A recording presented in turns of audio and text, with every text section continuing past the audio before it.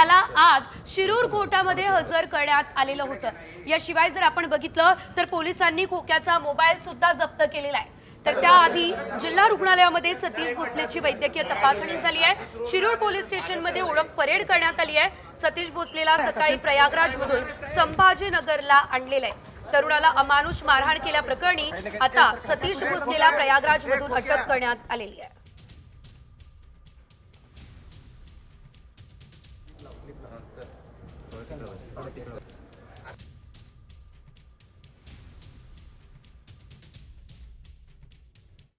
पोलिसांनी 7 दिवसाचा पिशर मागितला होता, न्यायालयाने 6 दिवसाचा पिशर दिलेला आहे। परंतु आमचं म्हणणं असं होतं त्याच्यामध्ये की आता आरोपीचे हत्यार वगैरे जप्त करायच्या बाबतीमध्ये जर त्यांनी मागणी केली आहे तर खोक्याचं ऑलरेडी जे घर आहे सतीश भोसलेंचं ते वन विभागाने पूर्ण उद्ध्वस्त केलेलं आहे।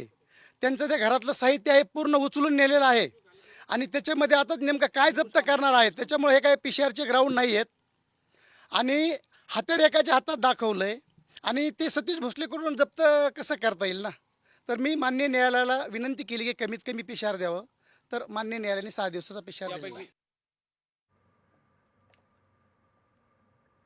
तर आपण बघतोय प्रयागराजमधून थेट बीडमध्ये खोक्याचं पार्सल हे पाठवण्यात आलेलं आहे। एकंदरीत आपण जर बघितलं तर या 3 महत्त्वाच्या घटना प्रयागराजमधून आधी संभाजीनगरमध्ये आणण्यात आलं, नंतर शिरूर पोलिसांनी अटक केली आणि आता 7 दिवसांची कोठडी सुनावण्यात आलेली आहे।